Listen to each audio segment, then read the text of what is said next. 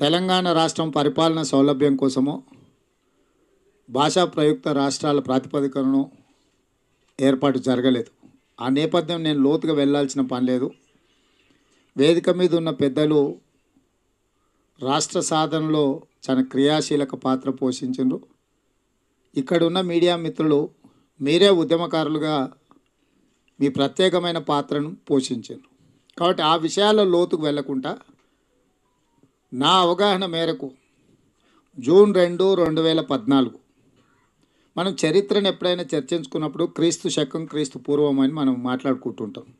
కొన్ని అంశాలను ప్రస్తావించాలనుకున్నాం. తెలంగాణకు కూడా జూన్ 2, 2014 కంటే ముందు, జూన్ 2, 2014 తర్వాత, అప్పుడు ఉమ్మడి రాష్ట్రం, ఇప్పుడు స్వరాష్ట్రం. ఉమ్మడి రాష్ట్రంలో సమైక్య పాలనలో అత్యధిక కాలం సీమాంధ్రులే మన మీద పెత్తనం సాగించిండ్రు, ఆధిపత్యాన్ని చెలాయించిండ్రు.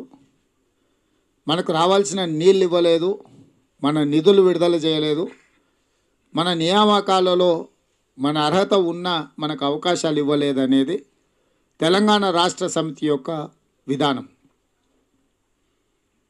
ఒక రకంగా ప్రజల యొక్క ఆకాంక్ష ఆలోచన కంటే కూడా టీఆర్ఎస్ కేసీఆర్ గారి విధానాలనే తెలంగాణ ప్రజల యొక్క విధానం అన్నట్టుగా ముందుకు నడిపించడం జరిగింది. నా ఉద్దేశంలో తెలంగాణ ప్రజలు కోరుకున్నది స్వేచ్ఛ, తెలంగాణ ప్రజలు కోరుకున్న సామాజిక న్యాయం, తెలంగాణ ప్రజలు కోరుకున్న సమానమైన అభివృద్ధి. స్వేచ్ఛను, సామాజిక న్యాయాన్ని, సమానమైన అభివృద్ధిని ఆకాంక్షించిన ఈ తెలంగాణ ప్రజలు 4 కోట్ల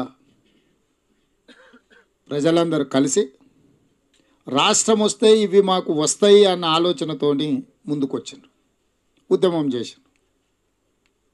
నా వైపు, నా కోణంలో నేను పుట్టిన తెలంగాణ, నేను పెరిగిన తెలంగాణ, నేను చూసిన తెలంగాణ, నేను కొట్లాడిన తెలంగాణ, నేను సాధించుకున్న తెలంగాణ, ఈరోజు నా తెలంగాణ రాష్ట్రంలో ఉన్న నేను నా స్వేచ్ఛను, సామాజిక న్యాయాన్ని, నా ప్రాంతం యొక్క సమాన అభివృద్ధిని ఒక వ్యక్తి కాళ్ళ కింద, ఉక్కు పాదాల కింద నలిగిపోతుంటే బాధ్యత కలిగిన ప్రజాప్రతినిధిగా నా వంతు పాత్రను పోషించాలనుకున్నా నేను.